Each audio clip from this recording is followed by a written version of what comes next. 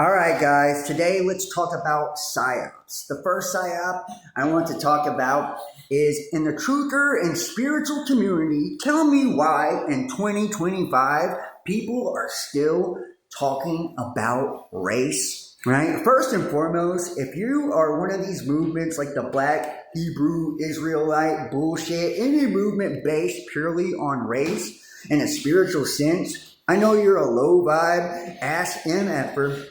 And I know that you do not have an esoteric understanding whatsoever, right? A spiritual bone in your body when it comes to this stuff. I was reading comments on the Anunnaki video and I seen a comment that said, the Anunnaki have nothing to do with white people. And, it made me chuckle. I first thought, well, I know where this comes from. I see the PSYOP YouTube videos all the time where people talk this nonsense, right? And it makes me want to go back to a few things. First off, some of the first people came. They descended down from the Caucasus Mountains. They were the Caucasians.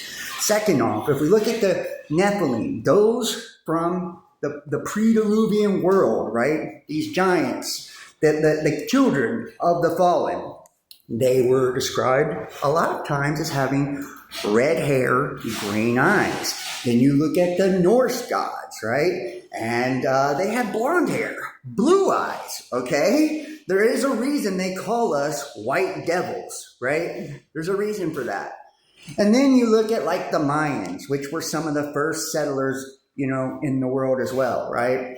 And the reason the Spaniards, the conquistadors, came and busted their ass, do you know why? Because Quetzalcoatl, the god Quetzalcoatl, was a giant white guy with blonde hair, blue eyes. So when the Spaniards came, they thought the gods had returned, and they got smoked for it, right? And then if we look at the Anunnaki, they do talk about black people or a dark-skinned race, and it was the slaves that they had to mine the gold, okay? And here's the thing. In an esoteric sense, right? Just like, the Nazis of Germany, the Aryans, they were blonde hair, blue eyes. They thought it was the supreme race. That was an exoteric understanding. And so is that, right? The black thing, right? Because it means your shadow.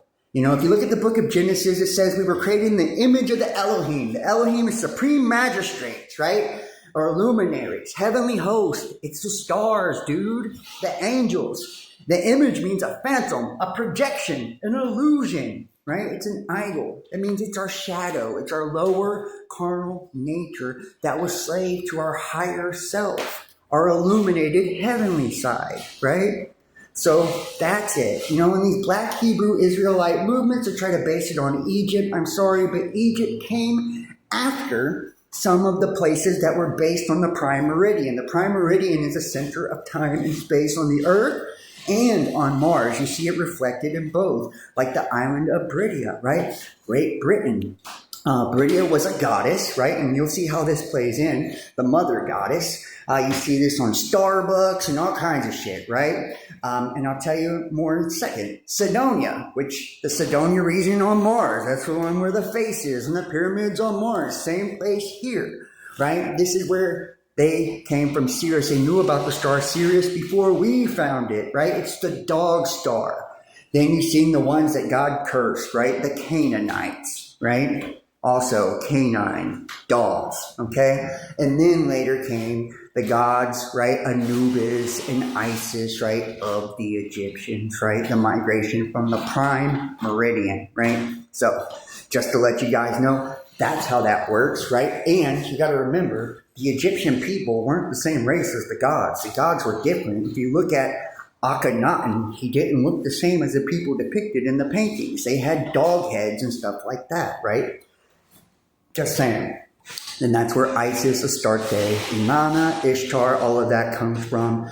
Bridia, all of it, same stuff, right? It's goddess worship, the dog worship, Sirius. And remember, that in the Bible, and this takes me to my next one.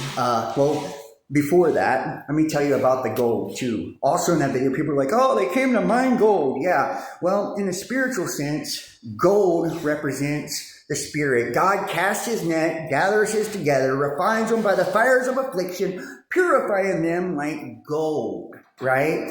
Gold represents the soul, the spirit, right? So they were harvesting souls, right? Psychic vampires, energy vampires, and Nephilim devouring humans.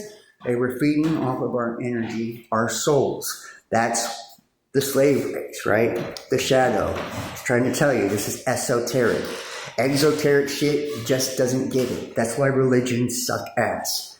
Okay? And then, as above, so below. The physical sense is because you think about the free energy of the Tartarians and all of this, right? They use Mercury, okay? Now, Mercury, which is the messenger of the gods, right? Hermes, Thoth, right? Red Mercury in particular, vampire Mercury, is repelled by garlic and attracted to, if you guessed gold, you guessed it right? And it makes it spin to create and generate energy. It makes the mercury spin. Gold attracts it. You can make it move, right, to create the free energy. And that's how they mine the gold for that. And like I said, the souls, right? And then people talking about the Galactic Federation. Now, I'll get back to all this Pleiades, right? Orions, Sirius, all of this. The Bible also talks about this as well.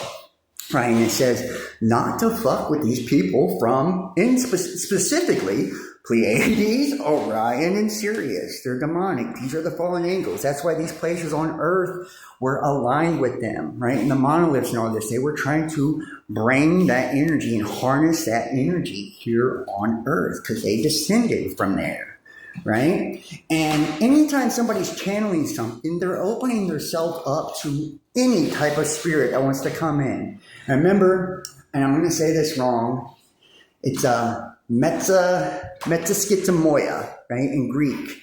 Angel, Satan comes as an angel of light. Metaskitamoia, he's a shapeshifter. It means he can disguise himself as anything. He's anthropomorphic. Any type of animal, man, he comes as what you want to see, right? And that's how these angels work, right? The planets are wandering stars, meaning they're fallen angels.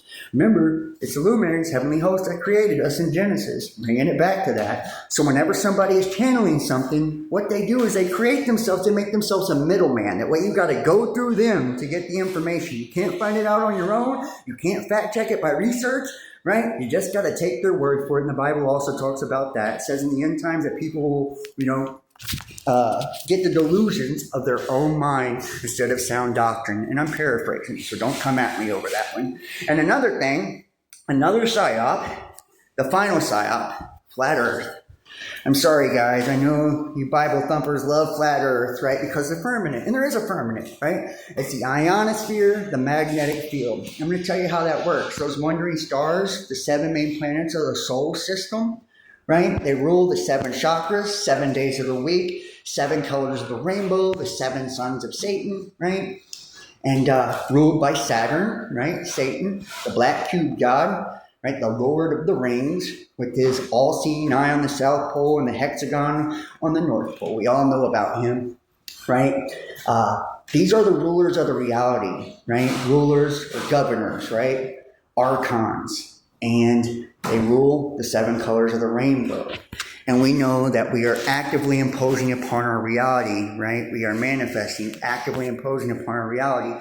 And the firmament acts as a prism, right? Like Pink Floyd's Dark Side of the Moon, right? You see the light go in and it separates into the bands of the rainbow on the other side. It's called sololuminescence, star in a jar. So the earth isn't flat, right? It isn't a globe either. We are living in a simulation. The Bible says it, right? A phantom, a projection, an illusion. It's an image. It's like a video game. The world exists because we're here to make it exist. We are creating our reality through our perception, right? It is a simulation. It's a toroidal field. It's energy, So it's like when we try to, put it in our physical concepts and terms, right? We just make ourselves look foolish, especially when it's just esoteric spiritual things. So I hope some of this clears up the different psyops that people are, talking about most today. It's like, use your discernment, do your research, because there's a lot of grifters and scammers out there, a lot of idiots too. So, thanks.